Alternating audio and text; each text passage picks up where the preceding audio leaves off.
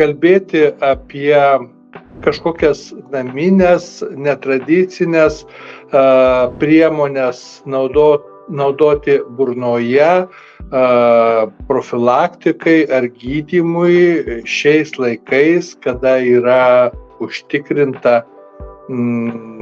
tiek burnos higiena, tiek gydymas yra gana aukštas, paremtas technologijomis ir patirtimi, tai toks labai suktas klausimas. Bet aš manau, kad tema verta dėmesio, kadangi šiais laikais mitų dar sklando labai daug.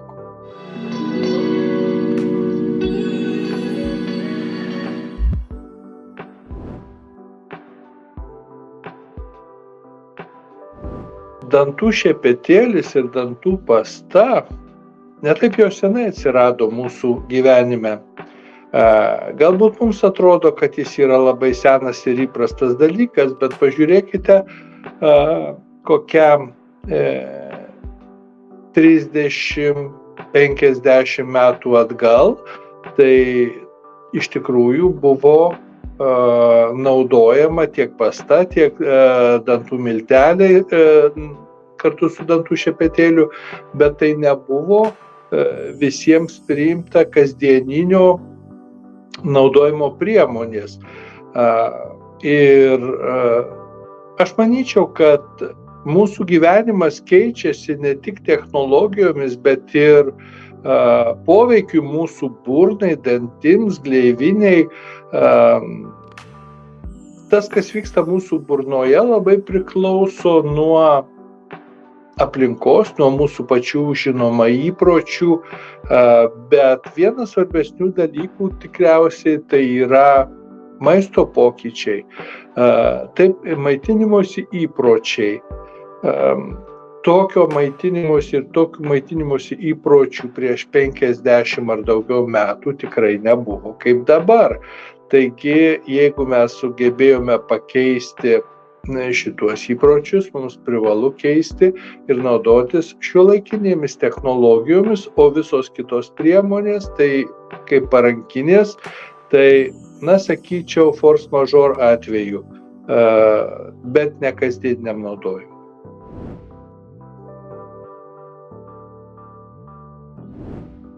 Nemalonus burnos kvapas arba vadinama halitozė turi savo priežastis.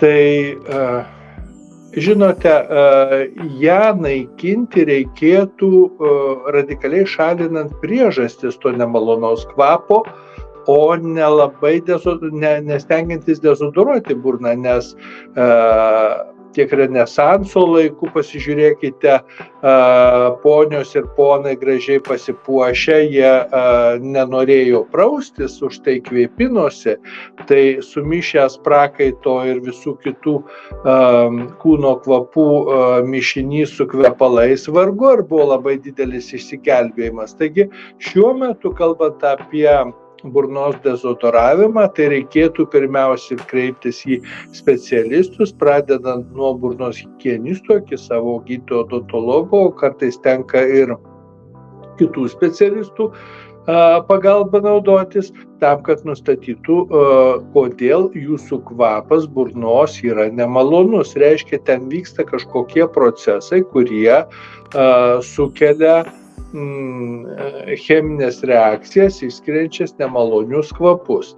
Taigi reikėtų šalinti tas priežastis, o visa, kas gali dezodoruoti burną, tai labai trumpa priemonė, kuri veikia keletą minučių ir tikrai neišgelbės, o tai gali būti įvairiausia nuo kito nemalonaus kvapo, tokio kaip česnako, iki gvazdikėlių kramtymo ir įvairių kitų dalykų, kurie gali nekenkti sveikatai, bet pakeisti burnos kvapą, bet tas vyks labai trumpam.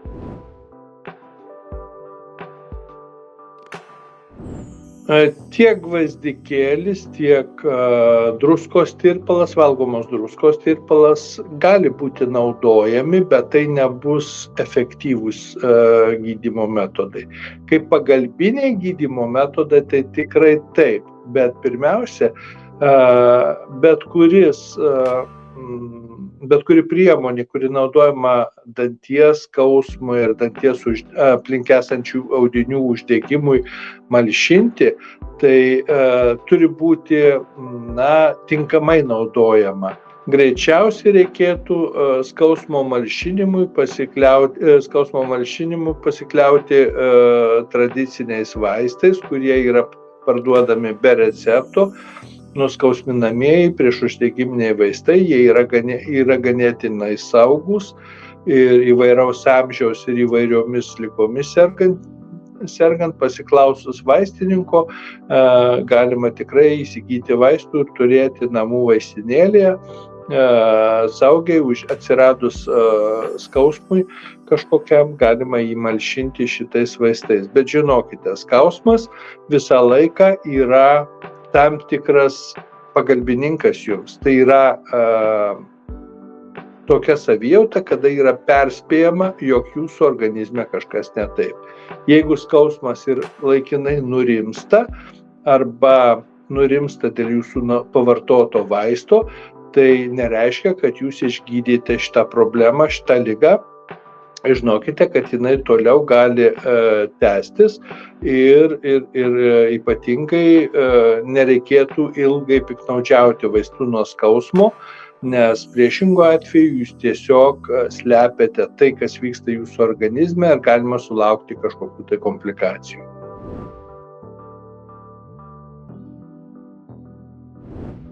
Na, žinot, kokosų aliejus tikrai nebalina dantų. Sodos milteliai tai yra priemonė, kuri padės nušveisti apnašas, bet sodos milteliai yra ganėtinai abrazyvi priemonė, tai yra šiurkšti. Palyginimui juokais galiu pasakyti, kad jūs dantis trinsite kaip sudildę.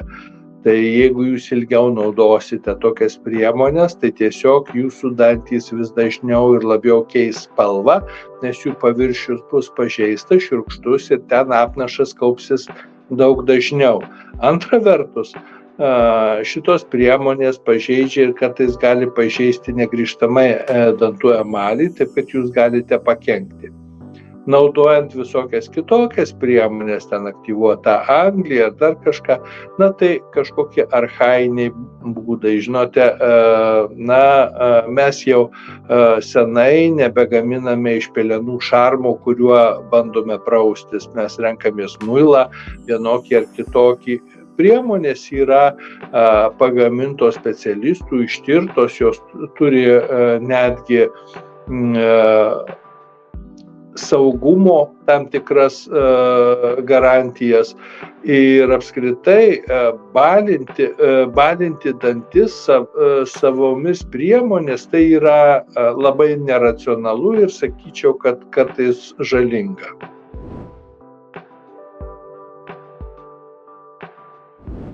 Žiūrėkim, kietesnis maistas, kaip profilaktinė priemonė, morka ar obuolys sugraužtas, buvo labai tinkamas, kada mes maitinomės tokiais įpročiais, kaip valgydavome 50-60 metų atgal. Šiais laikais mes vis dažniau valgome minkštą, perdirbtą, sutrintą maistą, kuris pirmiausia kaupiasi kaip minkštas apnašas ir jeigu mes nevalome dantų, tai tada jisai kalcifikuojasi, sukalkėja ir tampa tuo vadinamu akmeniu, konkrementu ant danties. Tai pirmiausia, tai nereikėtų to leisti, kad atsitiktų. Antra vertus, mes turime visą armiją tam specialistų parengtų, tai yra burnos higienistai. Valyti dantis konkrementus namuose parankinėmis priemonės, tai kažkokia atgyvena yra. Tai tokiomis priemonėmis nereikėtų naudotis, net žavėtis ir domėtis, nes patekę pas burnos higienistą, jūs išgirsite daugiau apie savo burną, negu jūs žinote pats. patyręs burnos higienistas jums papasakos įvairiausius svarbius momentus apie jūsų burnos priežiūrą, kurioj vietoje jūs turite problemas, kurias reikia prižiūrėti kažkaip tai išskirtinai ar panašiai. Ir jums nustatys laiką, kaip racionalu dažnai lankytis pas higienistą. Šiaip gali užtekti 1 kartą ar 2 kartus metuose, bet kai kuriems pacientams, kurių burnos higiena yra labai greitai besikeičianti dėl tam tikros patologijos, dantų arba priedančio ligų, tai tokiems pacientams reikia kartais vaikščioti pas burnos higienistą net kas 3 mėnesiai, jau gali tekti ir kas dar dažniau.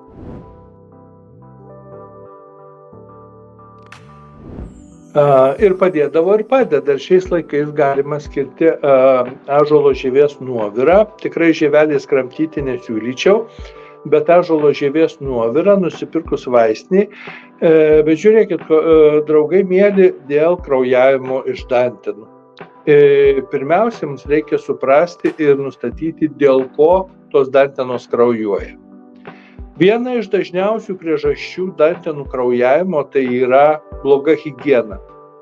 Tai yra tie patys konkrementai, apnašai, minkšti, kieti apnašai prie dantenų, kurie sukelia dantenose uždegimą, jos būna kraujingos, tada tie patys konkrementai arba kramtymas, valgymas tas dantenas dirgina ir jos pradeda kraujuoti. Tai šitoj vietoj jokiais kvepalais ar skalavimais neišgydysite burnos. Tik tai, jeigu labai dažnai vartosite ąžuolo žievės nuovirą, tai jūsų dantys pasidarys šokoladinės spalvos. Pasidarys murzini. Tai vienas dalykas. Antras dalykas, šitas nuoviras gali būti naudojamas tokiais atvejais, kada dantenos kraujuoja ne dėl uždegimo, ne dėl blogos higienos. Tai kartais dantenų problemos būna nėštumo metu, ne visada, bet kartais pasitaiko. Kartais tokie dalykai būna sergant onkologinėmis ligomis, taikant chemoterapiją, spindulinį gydymą, burnos gleivinėje stomatitai arba gingivitai būna labai dažni. Tai šitos priemonės tikrai gali būti efektyvios naudojant, nes jos veikia sutraukiančiai. Tai būtent tas gleivinę sutraukiančias priemonės, tokias kaip ąžuolo žievės nuoviras ar kitos priemonės, patarčiau vartoti tik su gydytoju pasitarus, su gydytoju odontologu ar su kitais sveikatos specialistais, kurie patartų jį kaip gydomąją priemonę ir savarankiškai, kaip minėjau, naudoti šitas priemonės. Tai reiškia, kad jūs neslopinsit uždegimo, nesuteiksit savo burnai ir dantims sveikatos, o tiesiog,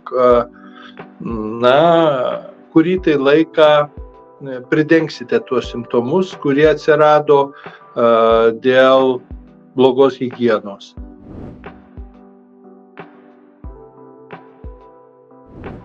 Iš senesnių laikų mes žinome priemonės, kurios gali būti naudojamos, tai yra pelenai kaip šarmas, tai yra aktyvuota anglis kaip abrazyvas kažkoks arba, tarkim, sodos milteliai.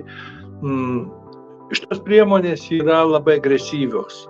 Ir jau kaip minėjau anksčiau, sodos milteliai ar kitos visos šveičiančios priemonės, šveitikliai visi, yra pernelyg agresyvūs mūsų gleiviniai, agresyvūs dantų emaliui. Ir taip mes vieną kartą galbūt pabandysim ir nusišveis viskas neblogai, bet jeigu vartosime pastoviai, tai mes tiesiog sužalosime savo dantis, gleivinę ir turėsime problemų daugiau negu norėtume.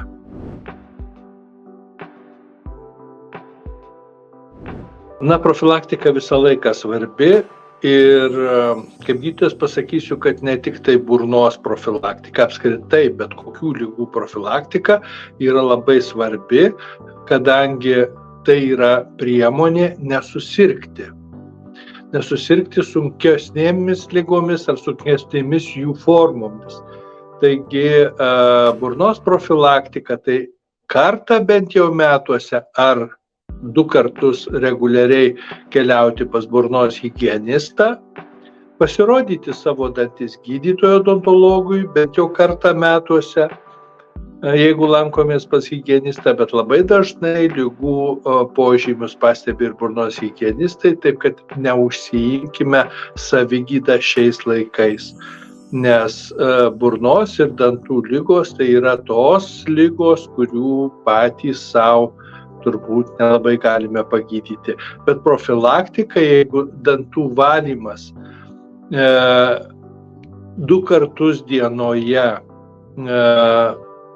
dantų pasta su šepetėliu yra pakankama priemonė, kad jūsų burna būtų sveika.